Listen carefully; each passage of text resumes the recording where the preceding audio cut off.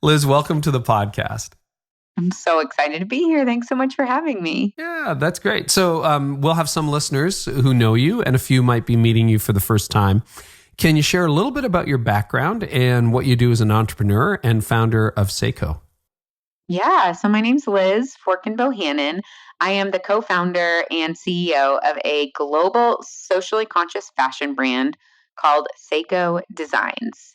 My background is actually in journalism. I studied journalism for undergrad and grad school and became increasingly interested in issues that were facing women and girls who were living in extreme poverty and in conflict and post-conflict zones. And so I graduated from grad school and went out looking for my dream job and wanted to be a reporter and write and report on issues facing women and girls across the globe. And that didn't happen. And I got a job at a big corporate communications firm instead. And just a few months into that job, I kind of had this come to Jesus moment where I realized that I said I was really interested in, I was passionate about, I cared so much about these global social justice issues and issues specifically that were facing women and girls living in extreme poverty, but that I didn't have a single friend who was a girl who grew up in extreme poverty, and that there was this pretty big delta between my intellectual beliefs and the actual life that I was living in the community that I was building. And so I quit that corporate job and I bought a one-way plane ticket to Uganda. I didn't have a plan. I didn't go with an organization. I had my little journalism degree and thought I'm just going to show up Why and learn. Uganda? I mean, you could have gone anywhere. I could have gone anywhere. I knew I wanted to learn about women living in extreme poverty and in conflict and post-conflict zones. And I had done a little bit of studying research. I took a peace studies and conflict resolution class in undergrad and focused my research on the conflict happening in northern Uganda at the time. So there was about a 20-year basically civil conflict situation. And so I knew that there were a lot of women who were living in extreme poverty and who were living in a post-conflict zone. And so of all of the places in the world, I knew a little bit more about Uganda than a lot of other things. And so that was enough for me to say, okay, Uganda it is. And honestly, it didn't feel like that heavy or big of a decision because I really envisioned it would just be the first. It would be I'll go to, I'll travel around East Africa. Maybe I'll make my way up to the Middle East, maybe go through Southeast Asia. I kind of envisioned that this was just going to be the very beginning. And so where I started just didn't really matter that much. And now, 10 years later, I own a vertically integrated manufacturing company in Uganda, and it'll be a part of my story for the rest of my whole life. Wow. But I didn't know that when I bought that plane ticket to Uganda. That's incredible. And that was a decade ago, was it? That was a decade ago. Yeah. That was a decade ago. So I show up. Go ahead. Yeah, go ahead. Keep going. I was just going to say, so I show up in Uganda and I'm learning a ton about the issues facing women and girls living in extreme poverty. And really kind of long story short, I'll make the long story short because now I have a book and you can read the long story if you want. Yeah. If you want more of the details, that's a really nice thing about actually having the book. I showed up and I started learning about a lot of the challenges women and girls face. And a lot of it comes down to economic and educational opportunity. And I met an incredible group of young women, really academically gifted female scholars in the top 5% of students in the country who were not able to go to college because basically during the 9-month gap between high school and university, they were testing into college but going back home to find jobs, and they couldn't find jobs because they're from areas of the country where there might be an 80% youth unemployment rate. Wow. And financial opportunity that does exist really defaults to the boys in the village. So that was one big problem. And then the other big problem was just social support and community. They had spent the last 2 years at essentially a boarding school. So away from their family and communities and with other, 25 other really smart, really academically gifted young women, and they've got, teachers and administrators that really believe in them. And then during this gap year, they go back to their villages where they might be the only women in their entire community who have graduated from high school, let alone have aspirations to go on to university. And they face a lot of social pressure, primarily through the form of bride price, to get married, to start having kids, to not continue their education. And so of everything that I saw and learned about, this was just all of a sudden, this huge global issue of women and girls and extreme poverty and, gender inequity became relatively small. It was okay, here's what's right in front of me though. 25 of the smartest young women in the country and a 9-month gap that's causing a bit of headache. How do we to kind of close this 9-month gap? And so I tried different things. Immediate reaction was to start a charity or nonprofit Yeah. where we could get women in the US to sponsor women in Uganda. And this could be a whole podcast of its own, but became the more I dug in, the more I researched, the more I really listened to people, frankly, that were a lot smarter than me, the more I realized, like, oh, the money is just kind of the tip of the iceberg. Like, the problem is actually a lot deeper than that. And it's things like, students graduating out of the educational system and not having an economy that can support them, and unemployment rates and lack of industry growth. And all of these things led me to go, oh my gosh, I think we need to solve this problem with a business. We need to create jobs. We need to contribute to the local economy and all of kind of the things that support that. And so I started a chicken farm, and that failed really dramatically. And then I had designed these little sandals they had a leather base and these interchangeable straps that you could kind of tie and style in a bunch of different ways. And I spent months traveling the country and prototyping these sandals out and got the product to good enough point, and went to the school and hired 3 young women, Mary, Mercy, and Rebecca. And I taught them how to make the sandals, and then made a promise that changed the whole trajectory of my life when I was like, okay, here's the deal, ladies. If you make these sandals for the next 9 months, I promise that you will go to college next year. And they were like, great. And I was like, okay. And came back home to the US and started slinging sandals out of the back of my car. But it actually worked. We sold enough sandals to send Mary, Mercy, and Rebecca to university, and really started dreaming about, like, hey, I mean, if we could do this for 3 women, let's do it again next year and employ, twice as many women, and really started focusing on the manufacturing side of our business, and spent the next really 5 or 6 years building out a best in class, vertically integrated manufacturing company in East Africa. Really, from the beginning, we've had a vision of, like, we don't want to be a bless your heart fair trade organization. That's a nonprofit that says they're a business because they sell a kind of subpar, crappy product that people buy because they really just want to support the cause. Like, we want to prove that really good business can be done in East Africa, and that business done with value and with heart can make a massive impact long term in the global economy for, like, sustainable life lift. And so we spent about 6 years building that out. We now own this, like, awesome, beautiful factory, and we've got a fully Ugandan management and executive team. And then about 4 years ago, we were really nailing it kind of on the product side. We make really beautiful product. I think, especially on a podcast where people can't see what I'm talking about. Unfortunately, we have a lot of ideas of, like, what, when I'm saying, like, oh, we're making this product and it's helping young women in East Africa, about what that might be. And we are really dead set on challenging all of those assumptions and saying, like, actually, our product is amazing. It's super high quality. It's really well made. We'll link to it in the show notes, Liz. So we'll make sure that people who access the show notes can get right over to see some of your product, and perhaps can they buy it right off your website too? Oh yeah. You Cool. can buy it off the site, and it's really, really high quality, beautiful, on trend. And we really kind of started thinking about, okay, we've got this mission to create community and opportunity for women in East Africa, and we're doing that through our manufacturing. And then we really started thinking about, how do we do that here in the US where we're based? Like, what are the needs here? How can we create community and opportunity through the retail side of our business? And the thing that we realized when we really started leaning in and listening to, like, well, what are the problems? What are we hearing? What are the challenges? A really interesting problem started to emerge here in at home. And that was that every time I would speak, would be on a podcast, the whole deal, I would have women that would reach out to me and they would say, how did you do it? Like, how did you quote, this is the phrase that got used a lot. How did you find your passion? It seems like you're living the dream and you found this passion, and I really want my work to matter. And what they're basically saying is, like, I want to be a social entrepreneur. I want to make money and feel, great about the impact that I'm making in the world. But I don't have a background in business, or, I've got 3 kids under the age of 5, or I've got a full-time job that, I love and that pays the bills, but I'm not feeling like my heart is in it. And so we just kept hearing this over and over again. And I just kept being like, I don't know, sorry. And then we were like, what are we doing? Like, if we are doing something that is resonating with people, how do we share it? Like, how do we invite people into it? And so we really decided about 4 years ago, we totally pivoted and shifted our entire business model. We took our products off of store shelves and instead said, hey, we want to use our retail model to like democratize impact entrepreneurship.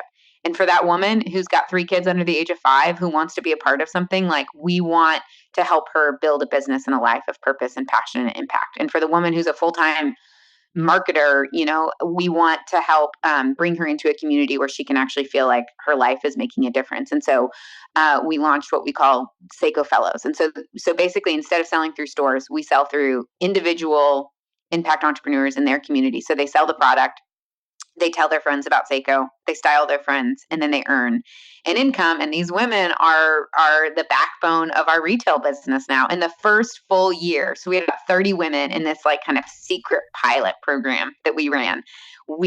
Those women ended up generating more in revenue and impact for our team in East Africa than we had ever done through our No wholesale way. channel. And So you risk like moving from retail into what do you call it? The home entrepreneurs? Sales. Yeah, direct it's a direct sales. sale.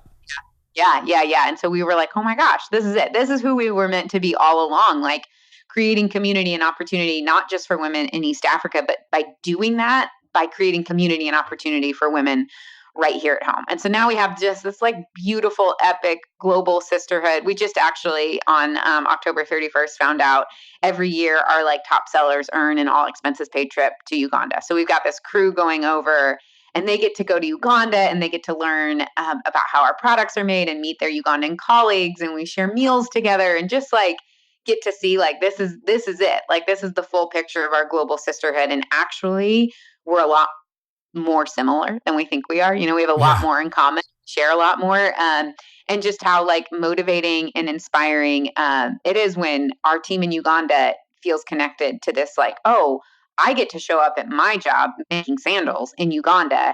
And I am a part of this story of a woman finding community and of building a life of purpose and impact and contributing financially to her family back in the US. Meanwhile, our fellows here in the US get to say, like, hey, I'm styling my friends. I'm also like have a killer wardrobe now. And I've met all of these amazing women. And I'm making this impact for female scholars in Uganda and really kind of bringing our impact full circle. And so that's what we're up to now.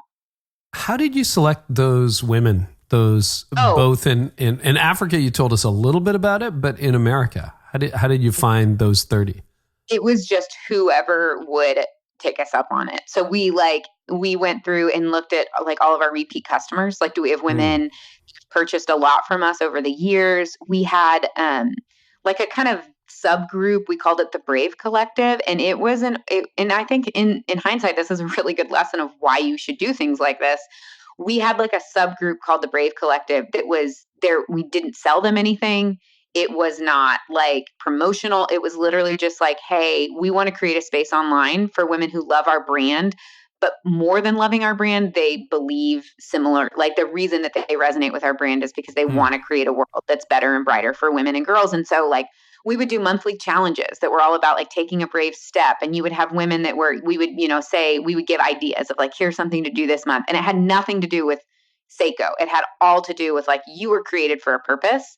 And the more you are living out of courage and not out of fear, the more you're going to become who you were created to be. And then you're going to make this impact in your community. So we would like put out challenges, and then women would get on and they would share about it. And they would say like, I tried this and it totally failed. And people would be like, me too. And there would be this sense of like support and camaraderie, or like, I did this and it succeeded beyond my wildest dreams. And women would support them. And so we just had this really beautiful group that was already existing that we didn't really have plans for, other than like, we want to create community. And so it was kind of, we went to that group and we're like, okay, we've been doing this for a few years now, and we've never like sold you anything. We've never asked anything of you. But now we have this thing, and we kind of explained it. And we're like, if you love Sseko and you want to take your love for it to the next level, and also like, hey, there's this income earning opportunity. Because one of the things that we realized is like, you can only ask so much of volunteers, right? That it's like people get really stoked and they will contribute and they will volunteer a lot in the beginning. And then eventually it's like real life sets in, and you've got jobs and you've got kids and you've got your community. And we only have so many hours in a week. And so one of the things that we realize is like, if we want women to really make this a part of their life, they need to be compensated for it. Like we want it to be able to take up a larger chunk of their life. But in order to do that, like money matters, and it's like, it doesn't need to be, um, the most important thing in your life, but it is an important thing because it's Yeah. resources and opportunity. And so, really saying like, hey, you're already talking about Sseko. You're already telling your friends about it. You're already sharing links to our products. Like, what if you could actually earn an income doing that? And the hypothesis was that that would enable women to be more engaged for a longer term. And that hypothesis was definitely proven out, that it's like, oh, now all of a sudden, well, I can pay for childcare and I can, spend 5 hours a week on this because I can pay for somebody else to come watch my kid while I host a show or while I work on my online business because I'm actually earning an income doing it. And oh, I can go to that national conference that you guys have, and I can invest in myself and my business because I'm actually like making money. And so it was like really the Brave Collective. So that kind of like evangelical kind of like core customer group, repeat customers, basically anybody that would like, we were like, we don't know what we're doing. It was such a joke in the beginning. Truly. It was like, we were literally sending like boxes of product and like printed out inventory sheets. And they were sending us back like envelopes of like cash and checks. And it was like very, very gritty, very minimal viable product, if you will, of just like all of the structure can come later. What we need to see right now is like, can it work? Can we figure out a way to harness this kind of passion and desire to make an impact in women's lives and then prove it out? And then once we proved it out, then we were like, oh, okay, now we're going to shift our resources and build out the platform and the team to actually support this and have it be like a legitimate thing. Well, that's one of the things because I read your book, and it's an extremely well written book. But one of the things that amazed me, like even listening to the first 15 minutes of this interview, you would think, oh, Liz has got it all together, she's got it all going on. But you're pretty honest about some of the missteps. I mean, I think the book opens and you're in the woods in a shower.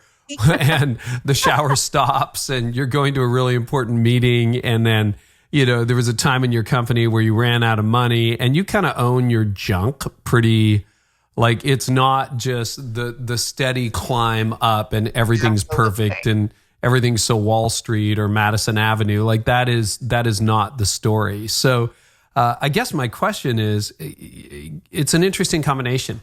Can you tell us more about that combination of like, oh gosh, just, I can't even find my keys, and here I am running this really successful company? Because that's a fun combo, Liz.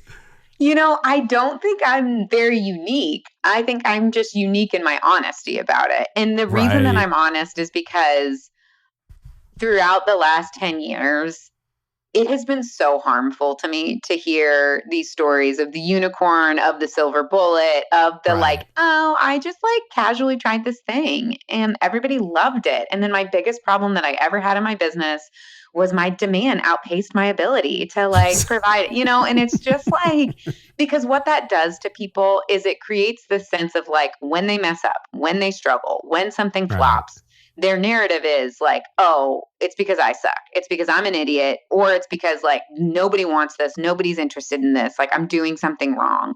The more and more we can talk about like, hey, actually, like you messing up, you making a mistake, something flopping, it's not a sign necessarily that you're going in the wrong direction. It's actually a sign that you're trying to do something difficult. And that if you're not screwing up on the regular, like if you're not trying and failing, if you're not setting goals and like falling short, you're actually probably playing it safe.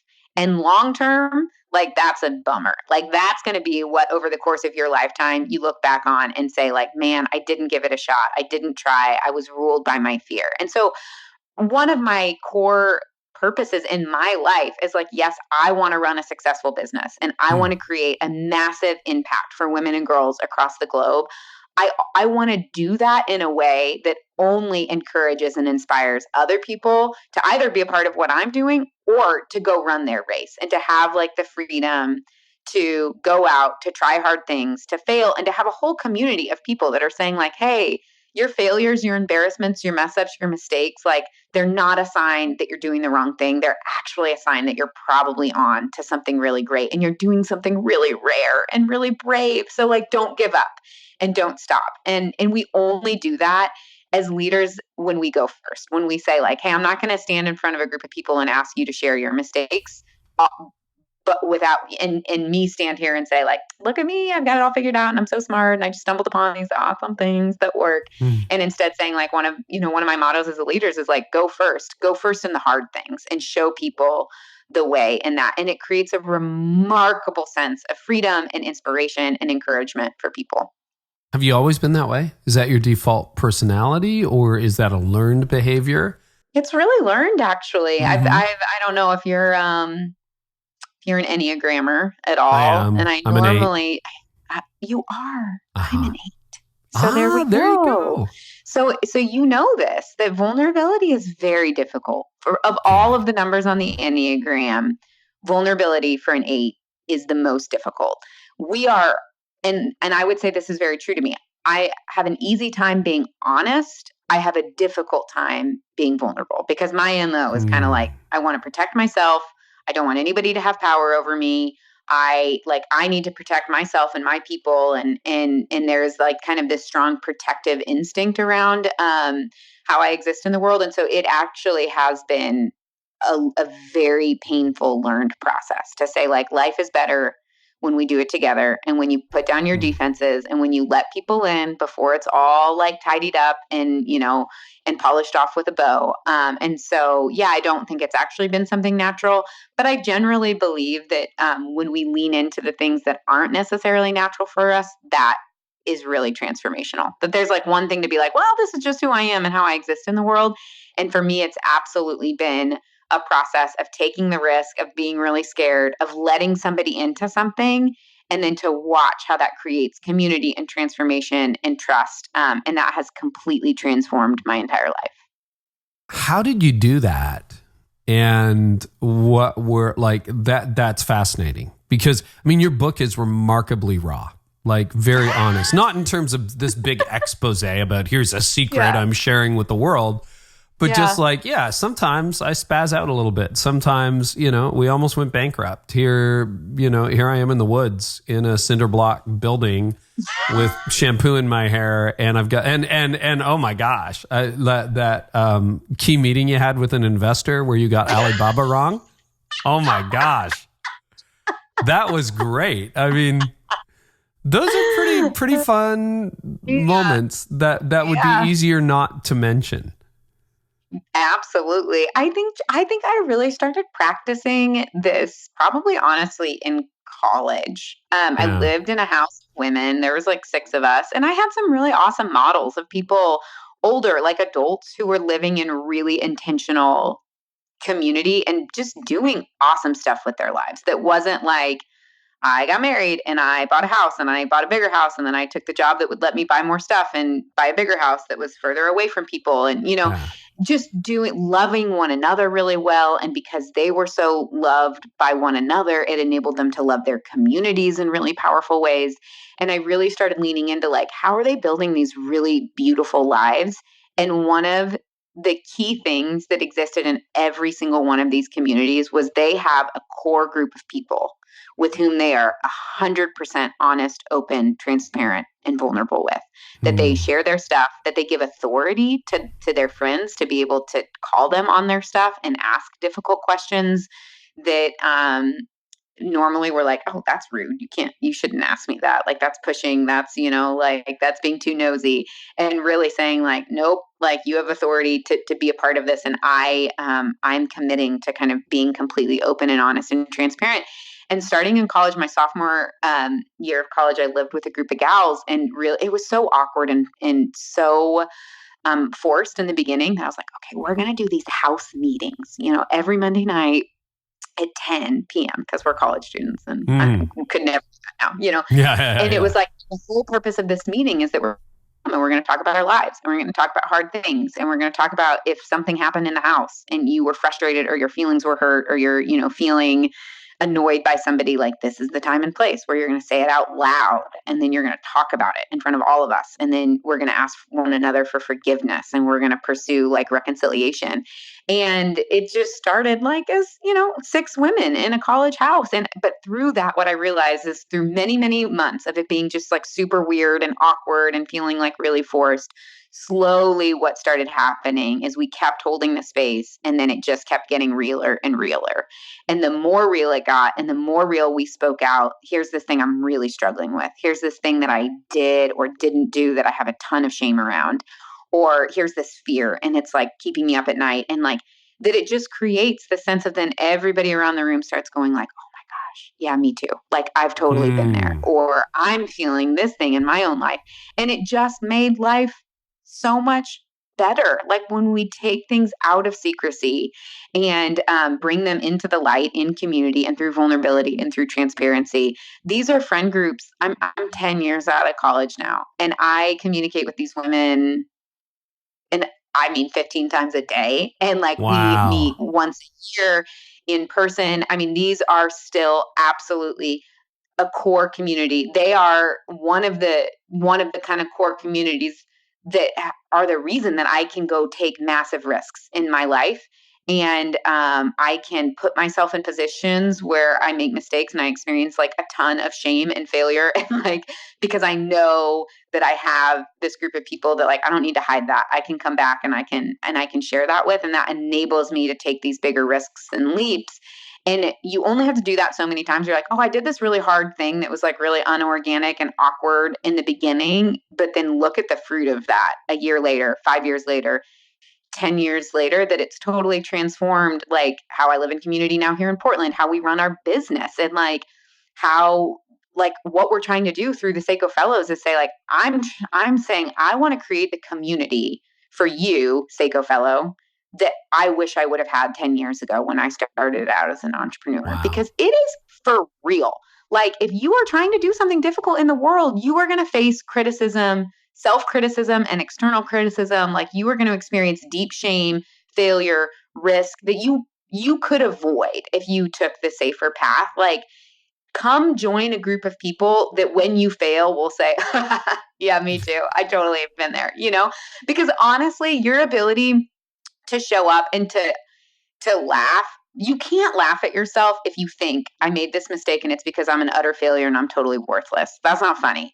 When you're surrounded by a group of people that are like, oh my gosh, you think that's bad. You should hear about the first time I tried that. Then all of a sudden it becomes like, oh, we're all just like humans trying the best we can to like do something cool. And that makes all the difference. And so speaking of writing the book, it didn't even feel like that intentional, honestly, to be that open and honest. It was just like, this is how I have come to believe is the best way to do life, is to like, I don't need to be the hero. Like, I have enough people, not very many, frankly, but like enough people that I know love me despite what I can accomplish and who I am and, how successful I am, that it gives me the freedom to say, it's so much more interesting to me that you would meet me or read my book or, become a part of what we're doing. And that you would go, oh my gosh, like if she can do it, I can do it, like, and that is so, and then you go out and do something that I never would have dreamed of. I never would have thought of that thing. Like you can make an impact in the world that is so far beyond or just in a different way than anything that I ever would have done. That is infinitely more interesting than like, well, one more person that thinks I'm cool and that I have my stuff together and that I'm just like inherently brilliant. And that's why I've been able to go out and build a multi-million-dollar business that's creating impact for women and girls across the globe. And so that's just it. In writing this story, that posture just felt like, oh, like a no-brainer. That's what we're going to do. When and you can answer this in the current tense or past tense, but when you've had, a fail where you're like, oh my gosh, or, not to pick on the same examples, but I'm broke or I just embarrassed myself or just about ran the company. What is your self-talk as a leader, as a person, that helps you not, because I know there's so many leaders who get stuck exactly in that ditch and they never get out. And they go to exactly what you just said. Oh, I'm a failure. It's not like, no, this was a failure. It's like, I'm a failure.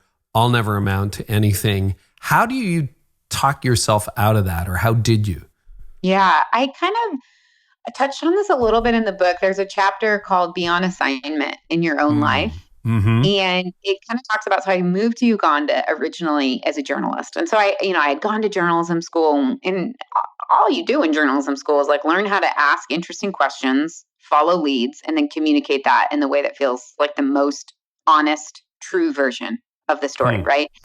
And so I find that to be pretending to be a journalist is incredibly helpful if you're building a business. And I kind of focus a little bit more on that in the book. It is also incredibly helpful psychologically, like with your self-talk. So I notice I also have a chapter in the book called Choosing Curiosity Over Criticism. Yeah. So for me, I don't get down on myself when I criticize myself because I know I'll never be someone.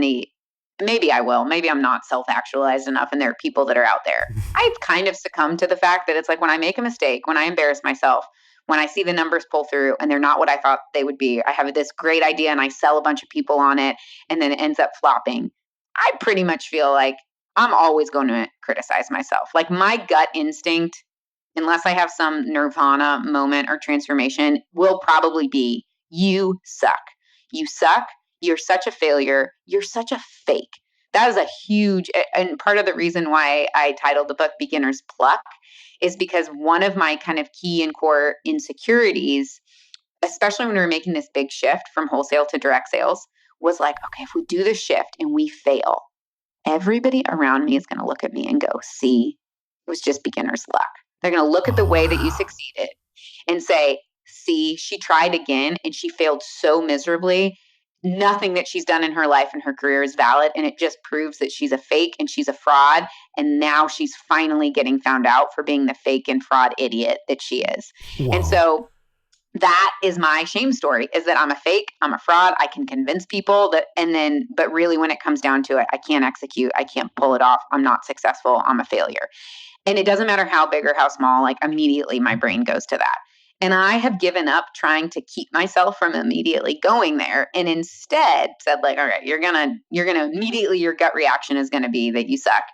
Can that message of you suck actually trigger something else though? And can that trigger, for me, the most powerful thing is, can that trigger your curiosity? When you start to say you suck, you're a failure, can you lean in and can you pretend to be a journalist? And by kind of separating myself and giving myself this like journalist alter ego, it helps me to go like, okay, what was I missing there? There was a piece of the puzzle that I didn't see. There's something about this message, this product, this campaign that didn't resonate with the end consumer in the way that I thought it would. Instead of like, I suck, is just it's such a waste of time. What really is helpful is like, what was the key piece of information that I didn't have? I'm going to go out. I'm going to ask some people, how could I have done better? I'm going to listen. I'm going to like lean in when someone reacts to me in a way that is not favorable, instead of going like, well, they're a jerk, or like, well, I suck, going like, I wonder what was happening. I wonder, like, they clearly have a motivation, something that they're trying to achieve and accomplish, and mine didn't align with them. I want to get really curious and figure out like, what did they think success would look like? And how could we partner in that? It just completely changes your entire framework when you pretend to be this investigative journalist and like your job is just to get to the bottom of stuff and like figure out what's going on and then to tweak it and to like iterate and to evolve and then to take it back out and say like, okay, round 2.0, let's see how this goes and put it out there and then get really curious and look at your results and pivot. And it creates a barrier between what we create in the world and then our beliefs about how we were created. And that barrier, I think, is incredibly helpful, and it helps us separate ourselves from like, I am worthy. Like I am worthy and I have value and I have something to offer and I am I am beloved and I am made in the image of the divine, and that has nothing to do with what I create, how successful it is, how big it is, how fast it is, what my bottom line is. And that separation allows me to get really curious and to kind of lean in. That's fascinating. It's really, really helpful. And it resonates to some extent, like with my own journey. I'm a few decades ahead of you into leadership. But that's one of the big differences between me today and me 20 years ago is, I've got something I'm launching right now that isn't quite going. And instead of like, oh, you suck, you're terrible, that's a fleeting thought. And then I'm like, okay, I wonder what we did here that isn't quite working. Like you separate yourself from the problem. And yes. And Oh, go ahead. No, you go. I was just going to say, one of the most convicting things for me, when this really took root for me, is when I realized if I don't believe that about myself, if I don't believe that I'm inherently valuable and worthy despite my accomplishments, then I actually don't believe that about other people. And I'm going to walk around in the world treating others as if like, you are as valuable as the thing that you produce in the world. And that gutted me to think that I would look at other people and say like, you special, valuable, worthy, you not so much. And I have this deep conviction, right, that I can look at this person whose society and largely like a large part of our population that we work with, society, they are the rung of humanity that the global economics has said like, you don't matter. You are not valuable. You don't matter. You're just taking up space. You're just a burden. And the deepest belief of my heart is like, wrong. Like that person matters and they deserve dignity and respect. And it doesn't matter if they can't read, and it doesn't matter if they've never held a job in the formal economy before. And it doesn't matter if since that, girl was 8 years old and sold into human trafficking, that literally she's been told her entire life that all she is worth is what a man will pay her for her body, which is about 15 cents in rural Uganda. Like my whole life is dedicated to telling her that she matters. And then over here, I'm telling myself like, you don't unless you're successful. You don't unless that thing that you try works the first time. And the delta, the cognitive dissonance between what I say I believe about somebody else and what I actually believe about myself totally gutted me. And I was like, I can't authentically believe that about her unless I also believe it about myself. And that changed everything. Liz, that's profound. That is deeply, deeply profound. Thank you for sharing that. That's so helpful. I feel like, okay, end of interview, but I have like 700 questions left. So that was great. Thank you. That's a gift. Well, thank you for asking the question. Yeah. Well, it's a great answer, and it's a different take on things, a very different take, and theologically extremely sound. So I got to ask you, just shifting gears a little bit, beginner's pluck. Like you defined it on the cover of the book, but it's like a 100-year-old term that I remember it being used years ago. Now that you mention it, but like it's cool. It's not a term you made up. So what is pluck? So pluck, the noun, means spirited and determined courage, and I just people used to say they're plucky, right? Yep. Like plucky was a word. It like peaked in popularity in the early 1900s. I actually found it. Old. I have a don't you know? I have a 3.5-year-old son, and when he was about a year old, I was reading him the like old Winnie the Pooh, the like full on story. Fantastic. And there's a moment where Pooh, I think it's Pooh, says to Piglet, like, Piglet, you've got to gather up your pluck. And I just said that out loud to my son. I read in voices. And so when I said it out loud to my son, I was like, pluck, you've got to gather up your pluck. And I was like, I'm going to start using the word pluck. And it just became a word that I started integrating into my language because it kind of sounds like what it means, right? Like plucky. It sounds like spirited and determined courage. And I was like, I want to be a plucky person. I want to have pluck. I want to be plucky. And so when I was thinking about this book and kind of the spirit that I wanted this story and people that read it to kind of, emulate this idea of having spirited and determined courage was very appealing to me. Oh, that's cool. Okay, well, with that defined, I love the fact that you kind of take on the advice that's almost on every Instagram feed in the world right now. Follow your dreams, find your passion. What's wrong with that thinking? What's wrong with this thinking is that it doesn't do what we're hoping it's going to do. Like we say it's going to inspire people, it's going to motivate people, but what it shows anecdotally and then actually just like the social science that's coming out is saying it's overwhelming people and it's keeping people stuck and in a state of waiting instead of doing what they were made to do, which is creating, which is putting themselves out there, which is trying, which is failing, which is iterating, which is getting curious. And it's creating this kind of like logical narrative and state of being where we think that we have to do this thing and it needs to be successful out of the gate. It's creating this narrative that our passion is this like singular thing that we can discover if we get lucky, that, that the Almighty is going to give us this like moment, this word, this vision. And if you haven't gotten that yet, well, then you just need to keep waiting because you haven't found it yet. You haven't discovered it yet. You haven't had your like aha moment. And that actually puts us into a very passive posture in life. One of the reasons that I titled the book Beginner's Pluck is because one of the things that started happening in our community. So now we've got, women all across the country, they're selling the product, they're earning an income. We've got women that are just like killing it. They're selling so much every month. They're building these teams. They're running these organizations. They're quitting their full-time jobs. They're just like slaying the game. And I would invite these women to come speak on like a monthly webinar with the rest of our community of like, hey, share, what did you do that's working, And it was so common for a woman to get on to this like webinar and she would go, well, first of all, I think I just got lucky. And I would get so mad because I'm like, sister, no. Like I see what you're doing behind the scenes.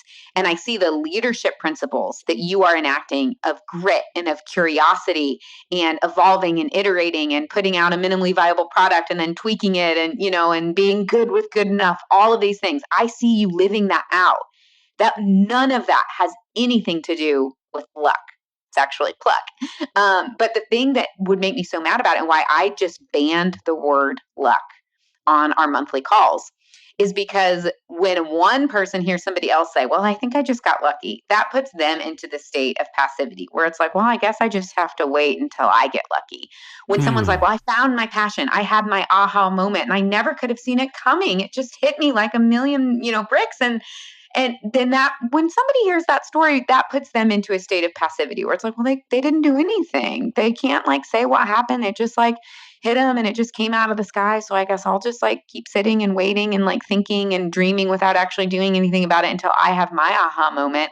And so the go find your kind of passion narrative really contributes a lot to that kind of state of like, I just got to strike gold and get lucky. When we talk about building our passion and when we talk about being surprised by it and when we talk about like iterating and evolving and trying and failing and missing the mark, that puts people into such a much more active state where it's like, oh, like no one talks about building a house of just like, I just like woke up one day and had this vision and I built it. It's like, no. When you use the word language building, here's what you think about immediately. You think about getting a vision. Then you think about making blueprints. Then you think about doing a costing analysis. And then you think about going out and buying the materials. And then you think about freaking laying the bricks. And when you think about laying bricks, you got to lay a foundation. And then you get to do the next level. And then you get to do, there's like no illusion that it just kind of appears. And so it just creates a mentality that is infinitely more helpful in kind of propelling us forward. It's interesting. I deal with a lot of young leaders and particularly people in that, early to mid 20s and it's been standard for years to ask people, hey, what do you want to do? Like, what's your major? The only answer I seem to get these days is, I don't really know. There's so many choices. Do you think that has to do to some extent with follow your dreams and find your passion? Like there's just so many options out there and it's so ethereal. I'm curious if you see people paralyzed by that. I think there's the paradox of choice for sure plays into that. Mm-hmm. I think the other thing that plays into that, and I touch on this in the book, I open the book with kind of the narrative that so special. You think is really inspiring young people, right? Like you're so special, you're above average, you just need to tap in and find your own extraordinary so you can go out and you can be anything that you want to be. And I think that leads to what you're talking about, this kind of paralyzed, overwhelming sense of like, I have to go out and I've got to do this really special thing and it's got to be something that nobody's ever done before. And it's like, actually, the vast majority of people that I know doing really cool stuff in the world, like nothing is new under the sun. Like they saw a problem in a slightly different way and came up with a solution that was a little bit better than somebody else's solution. And then they kind of interlaid their own personal story and perspective and personality and really created something that seems really unique and new. But it's like at the end of the day, you would not believe the amount of people that have reached out to me since I've written this book and said something to the effect of like, I had this idea, I had this concept, like I was just on somebody's radio show and she was like, she had just turned in her book manuscript. And she was like, I want to let you know, like, that a lot of the concepts that you talk about in your book, like I talk about in my book, I'm not like copying you or ripping you off. And I'm like, nothing is new under the sun. Like, Yeah. at the end of the day, like, I'm not some rocket scientist. Like, but you're going to say that thing in a way that's your personality, it's your tone of voice, it interlays your personal stories, and it might be the same truth. And in fact, that's encouraging to me because we're both seeing similar truths and like trying to share those. That's only affirmation to me that it's like, oh yeah, I think I'm on to something. But you're going to do that and you're going to touch somebody in some bizarre way that I never could have seen that I won't. And like, so great. We need everybody to come to the table, creating solutions, allowing their own personalities, their own perspectives, their own personal stories to make it a little bit different. But it's kind of this idea that it's like, well, for it to be valuable, it's got to be revolutionary and it's got to be something nobody's ever thought about before. And I'm super special and I can do anything that I dream about. So I got to go and I got to out of the gate, like, it's got to make a bang. And it's just like, or maybe you don't. Like maybe you're just like kind of average. But like if you're the one that stays curious, if you're the one that keeps getting up after everybody else is like, this failure was too much, that was too embarrassing, the risk is too high, like you actually will be the one that goes on and builds something really extraordinary. But it's not because you're innately extraordinary. It's just because you might be a little bit grittier and more curious, and have a little bit more evolved of an ego, frankly, that doesn't need to prove to the world how special and unique you are. See, that's fascinating. I love the chapter, the point that you make about owning your average. That's what you call it, right? I remember a poll a few years ago I read that said 77% of people believe that they're above average, which I think is awesome. I love that. I love it. Yeah. Really resonated with me. What do you mean by own your average? What I mean by own your average is the belief that you do not need to be extraordinary to build an extraordinary life. And why that is so important is because we know this current narrative of like, you're so special, you're smarter than you think you are, you're more talented, you're above average, so go do something above average. Right. It basically results in two things. Either one, you don't deep in your soul believe you're actually above average. You're like, everything's showing me that I'm pretty average. Like all of the indicators and external kind of feedback are showing me like I'm pretty average. And what that does is it's super demoralizing because the subtext of that narrative is you have to be extraordinary to do something extraordinary. Right. So people that can't ever get to a place where they believe I am inherently extraordinary, then kind of wave the white flag and say like, well, I'm average or below average, so I'm going to have to live an average or below average life. So when people don't believe the narrative, it kind of is a bummer and it leads them to giving up. Here's the kicker though. When people do believe it, when they do believe, to your points, that 77% of people believe that they're above average, that they are special, that they are particularly smart or talented, it does the opposite of what we think it does. We think that that's going to motivate people.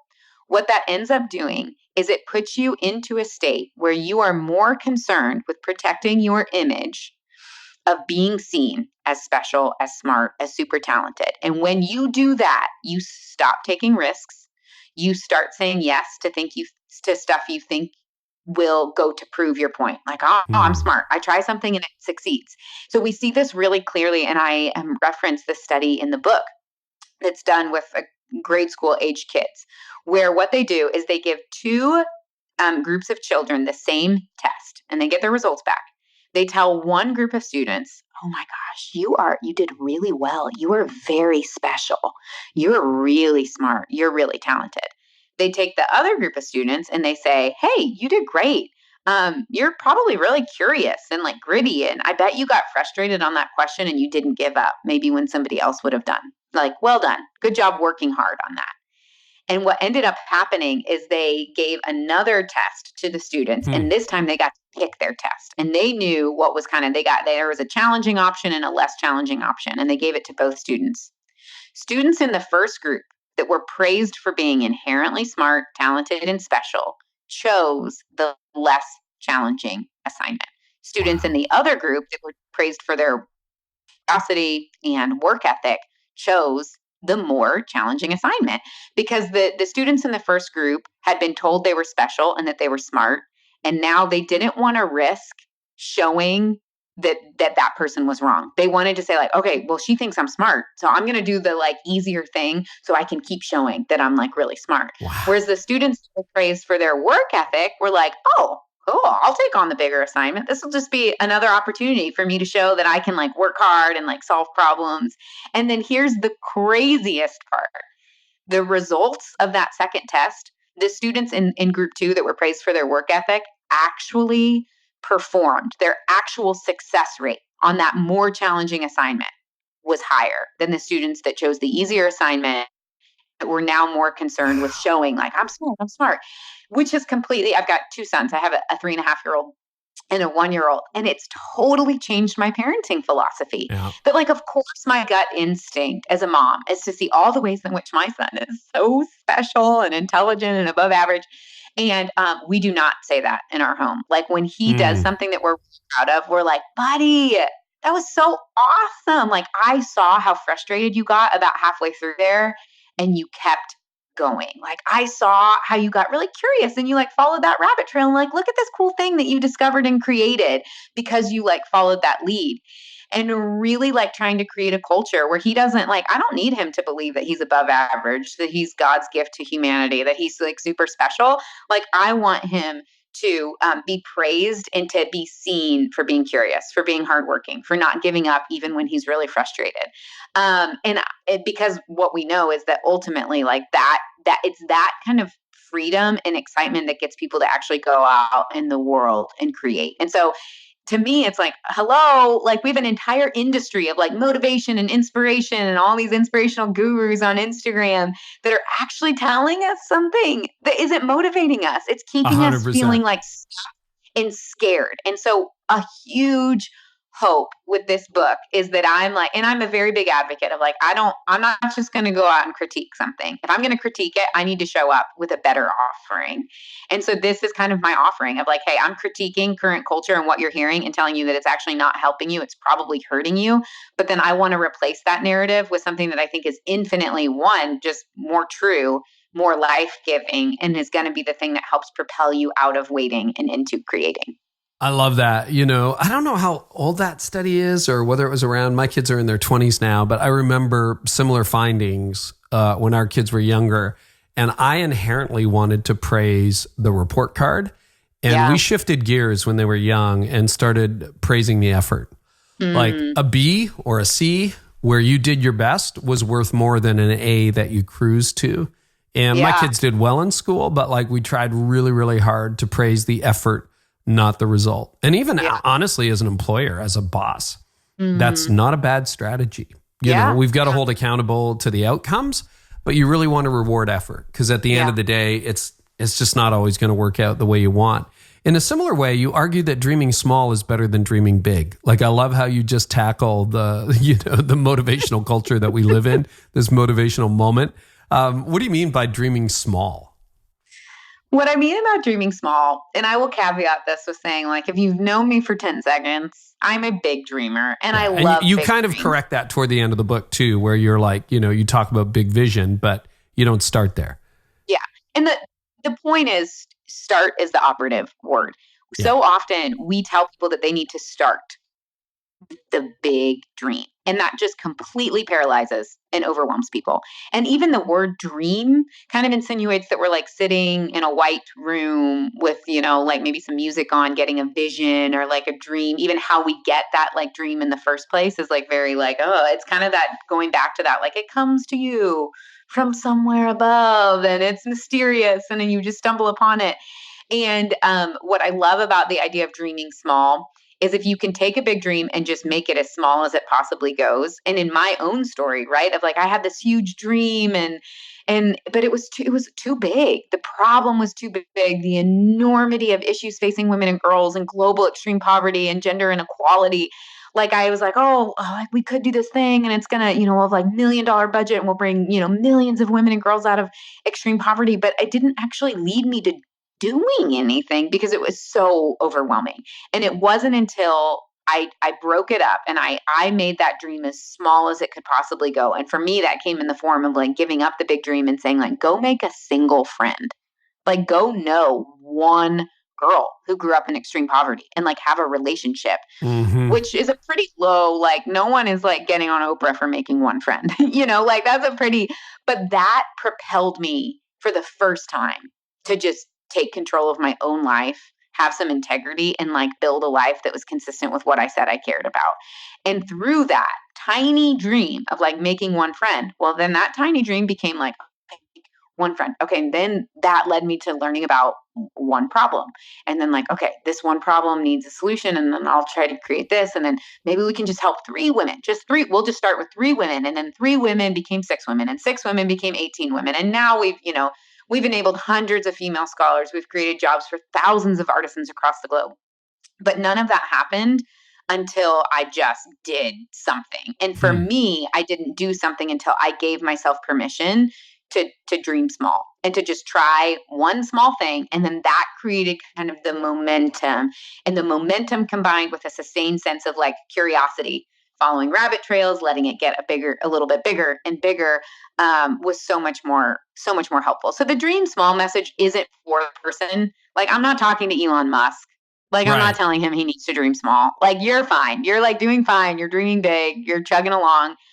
Like it's for the person that feels stuck and that feels scared and that feels overwhelmed and feels like everybody hears I'm stuck and they're going, oh, just dream bigger, just dream big. And you'll get unstuck and they're going, this isn't working for me. Trying to reframe that and saying like, okay, just make it smaller and smaller and smaller and smaller and smaller until you don't have any excuses to not just go try something and try it with a sense of curiosity and be willing to kind of pivot and follow rabbit trails along the way. All right. In the time we've got left, I want to ask you a couple more questions. One is, partway through your story, through the story of the company of Sseko Designs, you ran into a shortage of time and money. You literally ran out of money, and you also felt like you ran out of time. That's something I've always said to my teams, like, usually you have time or money. Sometimes it's like, I don't have any money, but I got time, or I don't have any time, but at least I got money. And I remember there was a season of my leadership years ago where we ran out of both. And I mean, it was a miracle that we survived. What happened in that case for you? So this was the moment in the story where I learned the importance of what's referred to, and I think kind of more of the tech world, but the minimal viable product, the minimally viable product, where it's like, so often we believe I can make this idea better if I just put more money into it. I'll make it better if I just put more time into it. And we kind of get into this like trap of the perfectionists, that in a culture where we're like, it needs to be excellent, it needs to be perfect, like put it, that there is absolutely a time and a place for excellence and for achieving that. But some, especially in the beginning, like it's not gonna be perfect, because here's the thing. You're creating it in a total vacuum. You're not talking to your customers because you don't have customers yet. Like you don't know if the product's going to sell at the price point that you're putting it at because you haven't tried to do it yet. So everything is still behind the curtain. And there's this myth that it's like, I need to go raise $4 million to perfect the prototype, to do all of, to pay some consultancy firm to do a $20,000 like consumer perceptions like survey, blah, blah, blah. And it's just like, nope, you just need to go try to sell it and see like, are people buying it? What are they saying about it? What's the feedback? Like I literally, when I came home from Uganda, I had no money. So it wasn't even an option for me, which I'm grateful for. Like, I truly believe that if someone would have said, hey, here's $100,000 in seed money in those early days, I would have wasted it. Like, I would have spent it in stupid ways, because we think like, oh, I need to spend all this time and money and research and making sure the idea or the product and there's product market fit and all this stuff. And it's like, well, you know what I did? Because I was dirt poor, I took my products and I took a clipboard and I walked down to a busy shopping center, like area, outdoor shopping center, and I just stopped complete strangers and asked them, like, can I have 3 minutes of your time? And I showed them the product, and I would give them the pitch, and I would ask them how much they would pay for it. And then I would ask like, I would kind of give a specific pitch and then ask how much they would pay for it. And then I would get 15 people and I would see what they said about it. And then I would change the pitch. And then I would ask them what they would pay for it. And I would see, is there any difference in consumer perception or what somebody would be willing to pay? And literally that costs $0. Yeah. But you know what it does take is like a whole lot of gumption and like willingness to be rejected a lot by complete strangers who don't want to be approached when they're shopping with a clipboard, but it's like, I'm so grateful because I got the information that I needed. And instead of paying, $20,000 for some like fancy thing, that's not what I needed in the moment. What I needed was just a little bit of information so I could set a pricing strategy so that I could go do the thing. And then I could actually get real feedback from my customers about is this working? Is this not working? So oftentimes I really do believe that a constraint in resources, whether that's time or money, is actually a good thing because it pushes us out of the kind of planning, dreaming, researching phase into the like doing and executing. And then we can use our doing and our executing. Actually, like we're still doing research when we're executing. We're like researching, how do people respond to that? Did it work? Did it not work? And that like combining those things as opposed to being like, oh, I'm going to spend all this time and money prepping, researching, putting together this really slick presentation. And then I'm going to go do the thing and just hope that it works. And instead saying like, it's all research, it's all experimentation is actually incredibly valuable. You had the wonderful opportunity to spend a week with Seth Godin, who endorsed your book. You tell me what did you do his what is it, alt MBA, or how did that happen? I don't know if it was officially called that back then, but it was essentially that. I literally applied. I remember we were in San Francisco on this road trip. I'm literally living out of my car. We have no revenue. We are not cash flow positive. It's a joke. We are broke as a joke. We're literally living out of our car, sleeping in McDonald's parking lots. And my husband saw him post about it or something that he was going to select 12 entrepreneurs to come spend a week with him. And my husband was like, I think you should do this. And I was like, we are literally a joke right now. And I remember in his application, it asked for a mailing address. And I said, don't have one. Like I live in my car, my Honda Element. Yes. I think I was basically like, here's my license plate, and that's where I live. But to me, and then you probably gathered, I got selected to go to this program. 12 like amazing entrepreneurs doing all sorts of things in all different industries, very different stages of their businesses.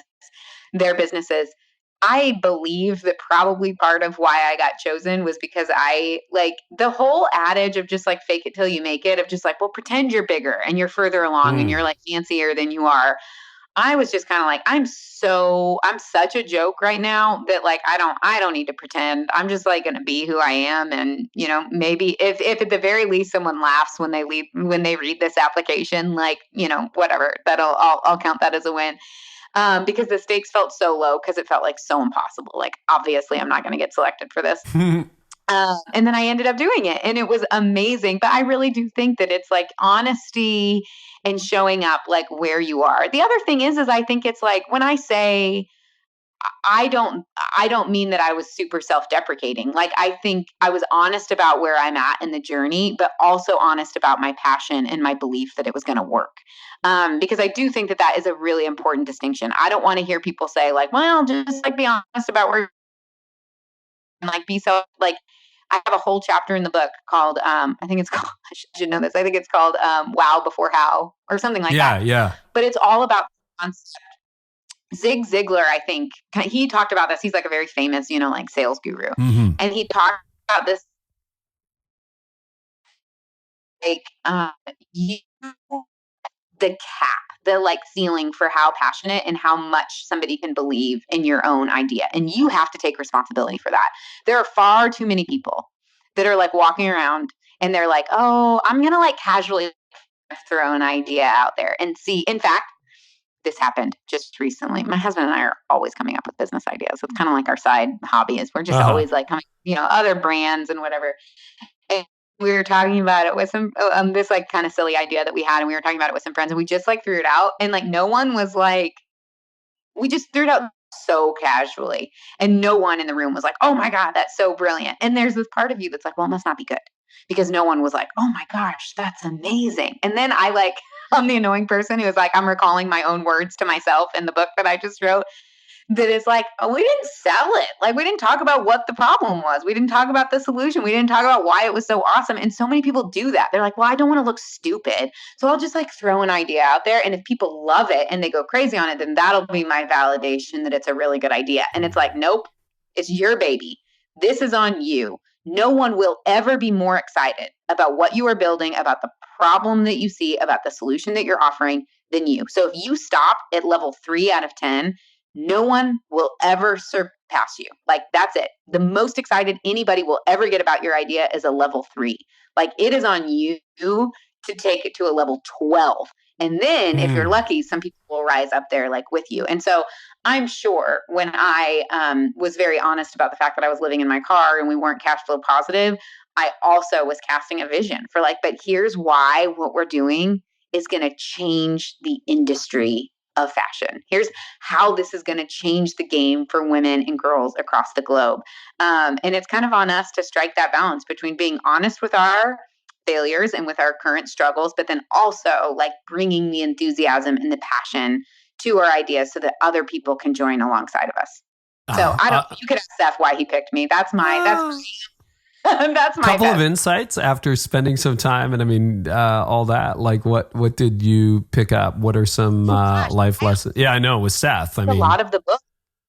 Really? And I think it's in, I think it's in the chapter where I talk about being more focused on problems than solutions that I actually even reference the time that I spent with Seth, because that was incredibly valuable to me. Is kind of this idea that it's like we think solutions are the gold, but the reality is it's the people that have the ability to see really interesting problems that are more valuable, that end up creating more valuable, robust, and relevant solutions because they're listening in a way that kind of this whole idea of having a worm's eye view versus a bird's eye view, which is kind of design thinking speak. But just like putting your idea out there and iterating and evolving, which is a lot of what the book, kind of the premise of the book, so much of that was really influenced by Seth and by that. I mean, I was with him when my business was less than a year old.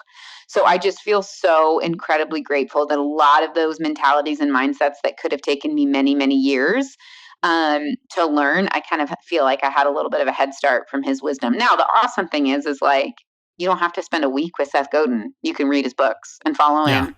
He's on Instagram right now, actually. He just got on Instagram. I was going to say, I haven't seen him on Insta. He's the best person on Instagram right now because he just does these like little mini blogs. They're brilliant, and he's brilliant, and it's my favorite place. He's so I call him calorie dense. Like he's just there. He is. Okay, I followed. Thank you. Oh, there you go. He's been on for 20 minutes and has 150 followers. So, hey, when you type in Seth into Google and Seth Godin comes up, like when you get down to a first name, and like the internet just kind of leads you there, then you know you probably made a contribution, which is what happens when you Google Seth. You end up on his stuff. So that's amazing. That's pretty cool. Really great. This has been fascinating. The book is a great read. It's called Beginner's Pluck. It just came out very recently. And anything else you want to share before we wrap up? I don't think so. You can find me on Instagram is where I interact the most. I'm just at Liz Bohannon. The name of my company is Sseko Designs. That's Sseko Designs. We just dropped our holiday collection. It's beautiful. Consumers are going to spend billions and billions and billions of dollars here in the next couple of weeks on Christmas presents and on the holidays. And just really encourage you, whether that's with Sseko or someone else, to think about like every dollar that you spend is a vote for how you want the world to work. And there are amazing brands. You don't have to choose anymore between making a positive impact in the world and having a really cool product that someone's going to love and it's going to be an awesome gift. And so whether that is checking out Sseko Designs online and looking at our beautiful holiday collection for any of the women in your life, or just putting an extra bit of time into being really conscious this holiday season with the billions and billions of dollars that the world and that one of us want to stand beside, about dignity and worthiness of the people's products. And just a reminder that every single product you own was made by someone, and that someone was either treated with dignity and respect or not. And we get an opportunity to be a part of deciding how we want the world to work. So just really encourage you here going into the holiday season. It's been so encouraging. Can you just, I know lots of people look at the show notes, but just in case, can you spell Sseko one more time for us, just so that people get it right? I can. It's Sseko Designs. Ta-da. Sseko.com. Liz, I'm so grateful for this conversation. Thank you for the difference you're making, for the encouragement to leaders. It is a great leadership book as well as a great story. So thank you. Appreciate that so much. Thanks.